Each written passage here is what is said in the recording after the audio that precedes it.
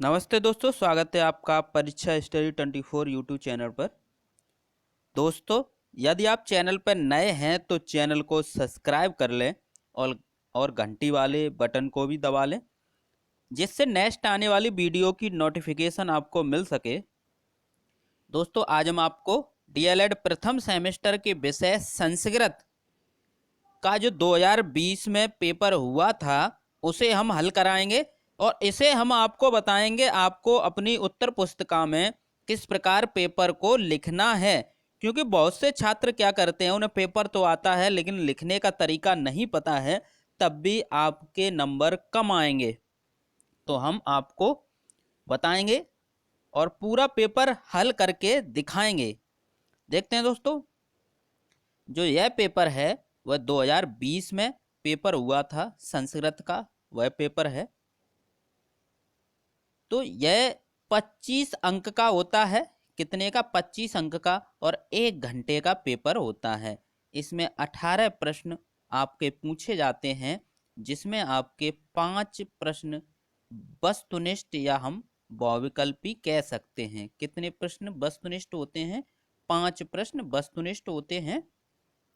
देखते हैं दोस्तों, इसके निर्देश पढ़ते हैं। निर्देश में क्या लिखा है?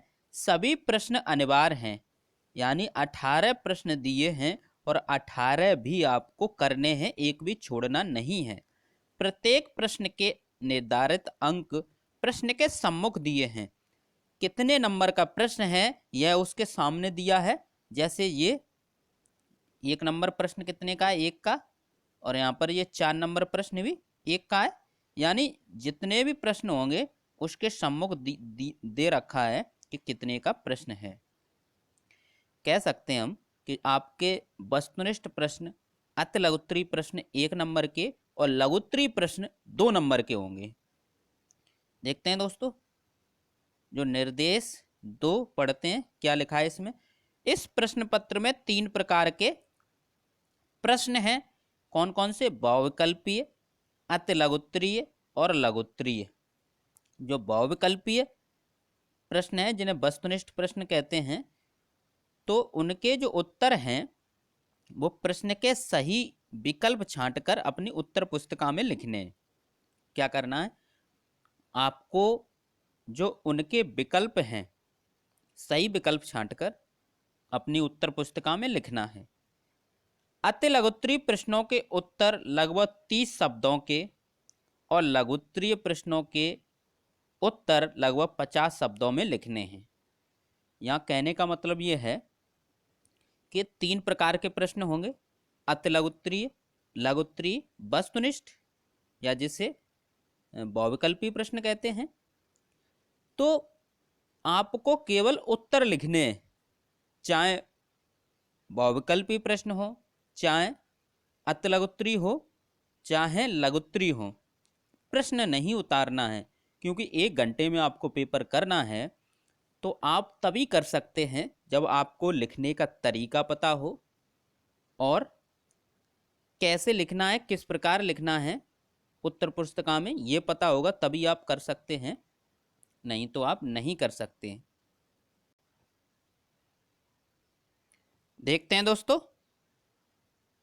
वस्तुनिष्ठ प्रश्न। प्रश्न नंबर 1 पढ़ते हैं। देवता, देवता जो शब्द है, देवता शब्द में कौन सा लिंग है?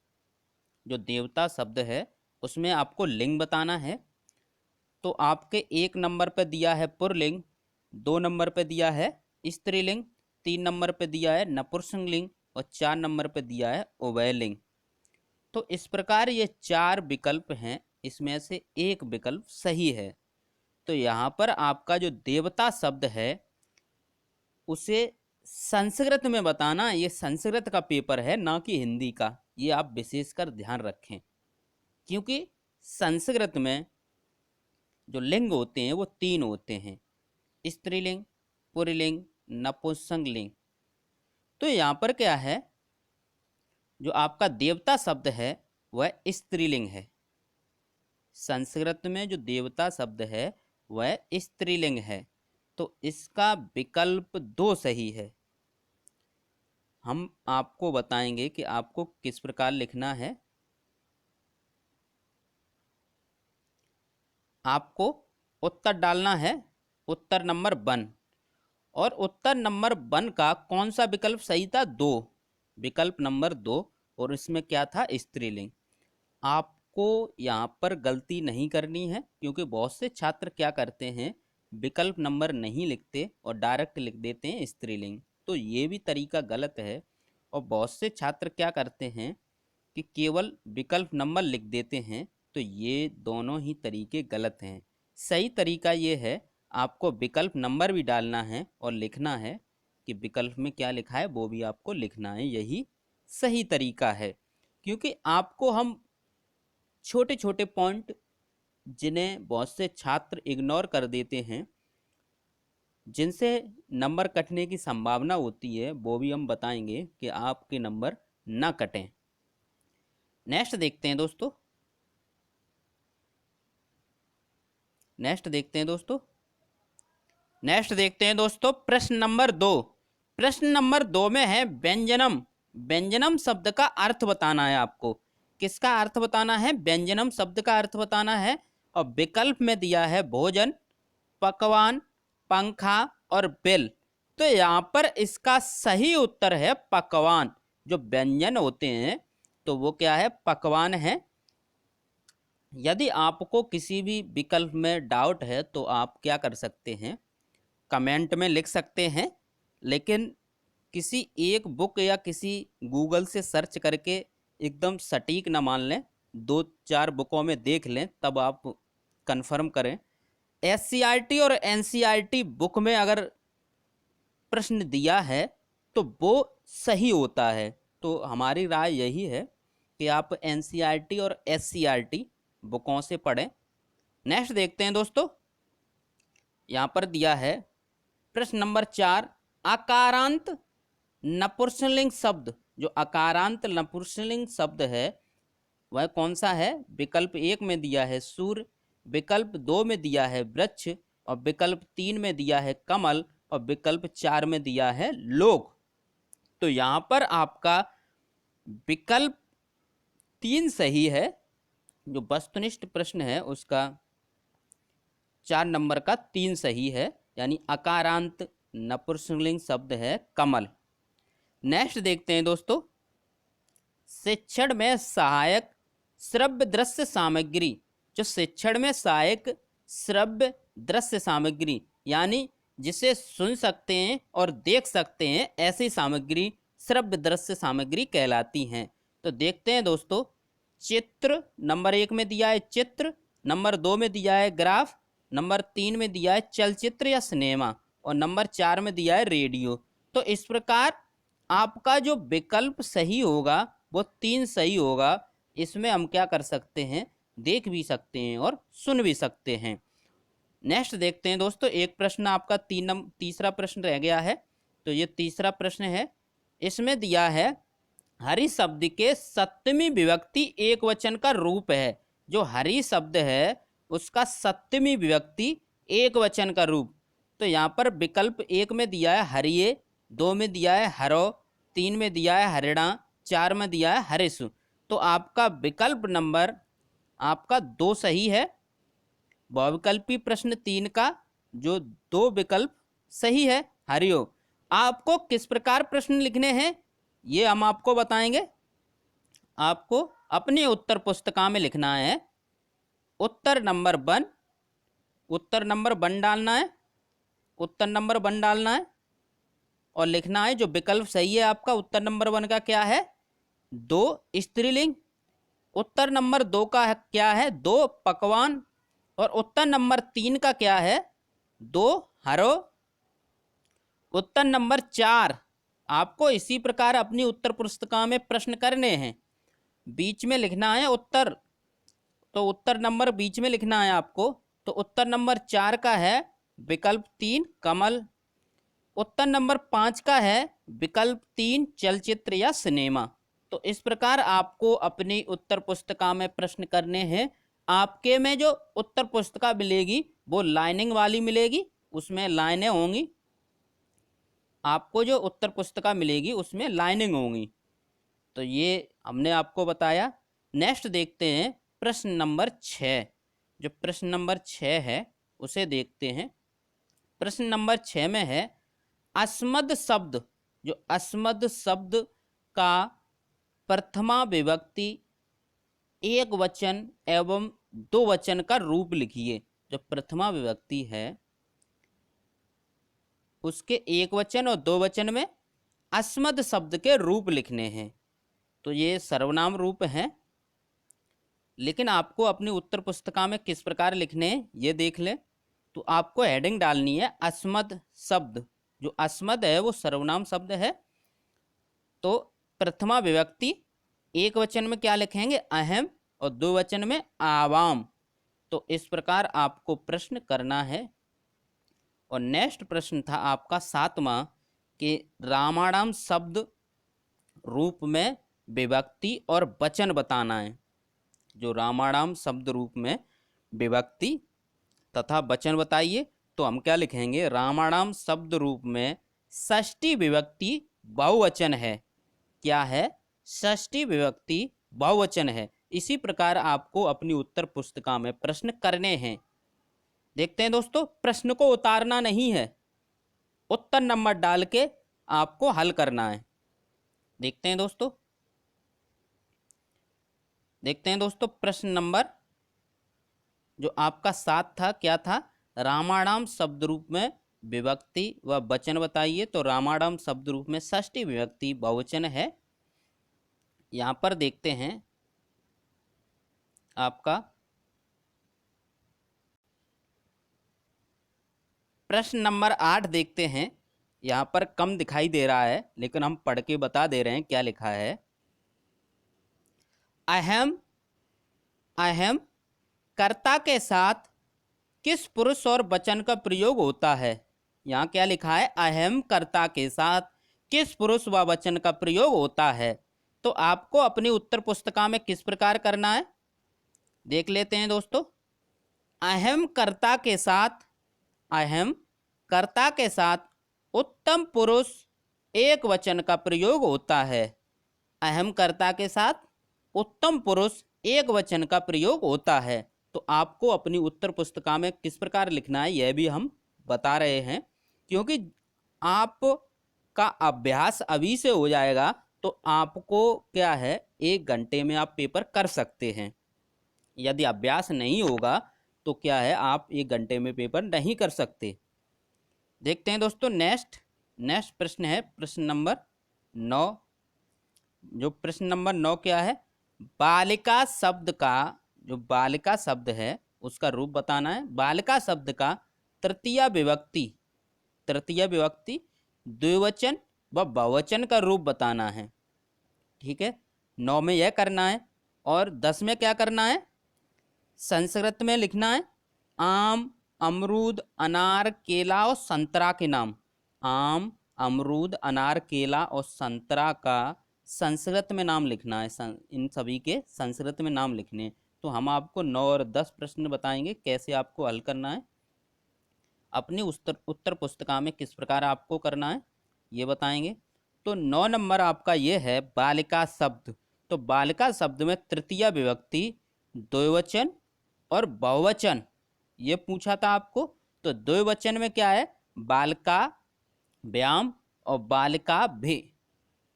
तो ये आपका प्रश्न नंबर 9 हुआ। आपको इसी प्रकार अपनी उत्तर पुस्तिका में लिखने हैं। यानी कि जो भी प्रश्न पूछे जा रहे हैं आपके पेपर में और किस प्रकार करना है यह हम आपको बता रहे हैं। इनका अभ्यास कीजिए और वीडियो को लाइक कीजिए, शेयर कीजिए और अपने दोस्तों को चैनल को सब्सक्राइब कराइए। यहाँ पर हम आपको आपके सभी सिलेबस कंप्लीट कराएंगे और जितने भी पेपर हुए हैं वो सभी पेपर हल कराएंगे। लगभग 2 सब्जेक्ट आपके रह गए हैं और बाद बाकी हमने आपके सब्जेक्ट लगभग सभी कंप्लीट करा दिए हैं और पेपर भी हम सभी हल करा देंगे। देखते हैं दोस्तों प्रश्न नंबर 10। तो आप लिखेंगे उत्तर नंबर 10। और यहाँ पर पूछा गया था आम। आम आम को संस्कृत में आम्रम कहते हैं। अमरूद को संस्कृत में पेरुकम कहते हैं। अनार को संस्कृत में दाडिम कहते हैं। केला को संस्कृत में कदली फलम कहते हैं। संतरा को संस्कृत में नारंगम कहते हैं। तो इस प्रकार प्रश्न नंबर 9 और प्रश्न नंबर 10 को हमने बताया।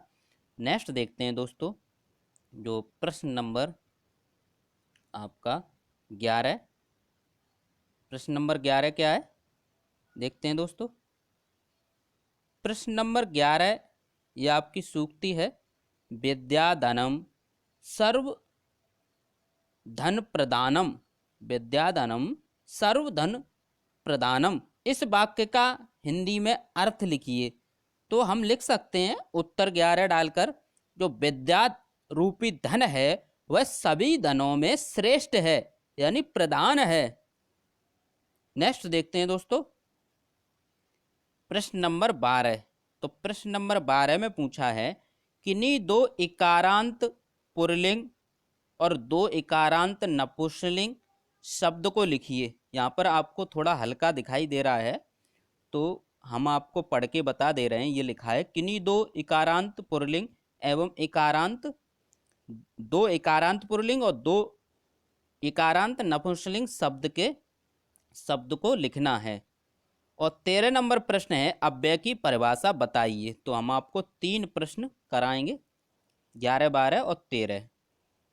देखते हैं दोस्तों, जो 11 था उसमें लिखना है उत्तर नंबर 11, और आपको लिखना है विद्या रूपी धन सभी धनों में श्रेष्ठ है या सभी धनों में प्रधान है। नेक्स्ट देखते हैं, जो 12 पूछा गया था, तो आपको लिखना है उत्तर 12 इकारांत पुल्लिंग शब्द। हरि मुनि 2 पूछे गए, 2 लिख दीजिए। इकारांत नपुंसकलिंग शब्द तो बारी और दधि, ये आपके हो गए। तो इस प्रकार आपको अपनी उत्तर पुस्तिका में प्रश्न हल करने हैं। नेक्स्ट देखते हैं दोस्तों, ये आपका प्रश्न 13 था। आपको अपनी उत्तर पुस्तिका में लिखना है उत्तर 13। अव्यय की परिभाषा पूछी गई थी। संस्कृत के वे शब्द जो सर्वदा एक जैसे ही रहते हैं, जिन पर विभक्ति, वचन तथा लिंग का कोई प्रभाव नहीं पड़ता है, उन्हें अव्यय शब्द या अव्यय कहते हैं। तो ये आपकी अव्यय की परिभाषा पूछी गई थी, अव्यय की परिभाषा है। नेक्स्ट देखते हैं दोस्तों, नेक्स्ट देखते हैं प्रश्न नंबर 14। प्रश्न नंबर 14 में पूछा गया है, निम्नलिखित शब्दों में से सर्वनाम शब्दों को छांटिए। तो इनमें जो शब्द दिए हैं उनमें से केवल आपको सर्वनाम लिखने हैं। यहाँ दिया है रामम, यूयम, ते, सीता, सा, फलम, पर्वतः, आवाम। तो यहाँ पर देखिए, ये आपका यूयम क्या है, सर्वनाम है। ते भी सर्वनाम है, सा भी सर्वनाम है और आवाम भी सर्वनाम है। नेक्स्ट देखते हैं दोस्तों, प्रश्न नंबर 15। 11 से 14 तक की संख्याओं को संस्कृत में लिखिए। ये प्रश्न नंबर 15 में पूछा गया है। और प्रश्न नंबर 16 है, संस्कृत शिक्षण में पाठ्य सहगामी क्रियाकलापों की उपयोगिता है, स्पष्ट कीजिए। तो ये 3 प्रश्न हम आपको कराएंगे, 14, 15 और 16। आपको अपनी उत्तर पुस्तिका में किस प्रकार करने हैं देख लीजिए, 14, 15 और 16। तो जो सर्वनाम थे हमने आपको बताया था, हेडिंग डालनी है सर्वनाम शब्द जो छांट कर लिखने थे, यूयम, ते, सा और आवाम। इस प्रकार आपको उत्तर पुस्तिका में अपने में लिखनी है, उत्तर 14 डालकर।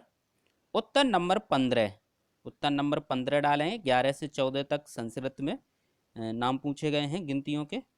तो 11 को कहते हैं एकादश, 12 को द्वादश, 13 को त्रयोदश, 14 को चतुर्दश। तो इस प्रकार आपको लिखना है। इतना लिखेंगे आपको नंबर मिल जाएंगे पूरे के पूरे, क्योंकि ग्रामर पोर्शन में आपको सटीक आंसर देना होता है, पॉइंट टू पॉइंट। नेक्स्ट देखते हैं, जो प्रश्न आपके पूछा गया था, संस्कृत शिक्षण में पाठ्य सहगामी क्रियाकलापों की उपयोगिता। हेडिंग डालनी है और लिखना है, संस्कृत शिक्षण में पाठ्य सहगामी क्रियाकलापों की उपयोगिता निम्नलिखित है। आपको पॉइंट में देना है, पॉइंट में लिख दीजिए, और पॉइंट में नहीं देना है तो आप बिना पॉइंट के भी लिख सकते हैं। पॉइंट से अच्छे नंबर मिलते हैं, इसलिए पॉइंटों में लिख दीजिए। नंबर 1, इससे छात्र सक्रिय रहते हैं। इससे क्या होता है, जो छात्र हैं वह सक्रिय रहते हैं। नेक्स्ट पॉइंट है, इससे छात्र कठिन शब्दों को सरलता से समझ जाते हैं। इससे जो छात्र होते हैं वह कठिन शब्दों को सरलता से समझ जाते हैं। नेक्स्ट देखते हैं, इससे छात्र रुचिपूर्वक समझते हैं। रुचि लेकर समझते हैं, आनंद लेकर, मनोरंजन लेकर समझते हैं। इससे प्राप्त जो ज्ञान होता है वो स्थायी होता है। इससे प्राप्त ज्ञान स्थायी होता है। तो आप इस प्रकार लिखेंगे उत्तर नंबर 16 डालकर, और जिसमें हेडिंग है वो हेडिंग बनाएंगे, और जिसमें नहीं है उन्हें डायरेक्ट करेंगे। तो इस प्रकार उत्तर नंबर 16 हुआ। नेक्स्ट देखते हैं दोस्तों, प्रश्न 17 और 18। आपके दो प्रश्न रह गए हैं, 17 और 18। तो 17 में यहाँ पर क्या है, ये श्लोक दिया है, श्लोक दिया है विद्या ददाति बनाए। तो ये श्लोक है, देख लीजिए आप। इस श्लोक का आपको अर्थ देना है, वो सॉरी हाँ हिंदी में अनुवाद करना है इस श्लोक का। और यहाँ पर ये दिया है 18 नंबर, संस्कृत में अनुवाद करना है। राम पुस्तक पढ़ता है, वे सब फल खाते हैं, तुम दोनों विद्यालय जाते हो, रमा जाती है। तो हम पढ़ के बता दे रहे, ये 3 नंबर आपको दिख नहीं रहा है, तो तुम दोनों विद्यालय जाते हो। 4 नंबर पे है रमा जाती है। एक बार पुनः बताते हैं, 1 नंबर पे लिखा है राम पुस्तक पढ़ता है, 2 पे वे सब फल खाते हैं, 3 पर तुम दोनों विद्यालय जाते हो, 4 पर रमा जाती है। तो इस प्रकार 17 और 18 प्रश्न के उत्तर आपको किस प्रकार लिखने हैं यह हम आपको बताएंगे। देखिए दोस्तों, यहाँ पर विद्या से विनय प्राप्त होता है, ये श्लोक का अर्थ है। विद्या से, या श्लोक का अनुवाद है हिंदी में, विद्या से विनय प्राप्त होता है, विनय से पात्रता प्राप्त होती है। क्या होती है, पात्रता प्राप्त होती है। विद्या से विनय प्राप्त होता है, विनय से पात्रता प्राप्त होती है। पात्रता से धन, पात्रता से क्या है, धन की प्राप्ति होती है। धन से धर्म की प्राप्ति होती है, और धर्म से सुख की प्राप्ति होती है। तो ये आपको 17 नंबर प्रश्न का उत्तर था। जो आपका श्लोक दिया था, श्लोक उसका अनुवाद करना था। तो आपको लिखना है उत्तर 17। श्लोक को उतारना नहीं है, डायरेक्ट आपको हिंदी अर्थ या अनुवाद लिखना है। तो इस प्रकार आपको प्रश्न करना है। प्रश्न नंबर 18 देखते हैं दोस्तों। जो प्रश्न नंबर 18 है, तो उसका उत्तर है रामः पुस्तकम पठते। 2 नंबर का क्या है, ते फलम खादन्ति। 3 का क्या है, युवाम विद्यालयम गच्छत। 4 का क्या है, रमा गच्छति। तो इस प्रकार आपके 18 प्रश्न हुए। जब आप इनको लिखने की प्रैक्टिस करेंगे, तभी आप अपनी उत्तर पुस्तिका में सही तरीके से लिख सकते हैं। समय की बचत होगी, तो इसलिए आप इन पेपर को सॉल्व करिए, स्वयं सॉल्व करिए, और अपने दोस्तों को वीडियो शेयर कीजिए। थैंक यू दोस्तों।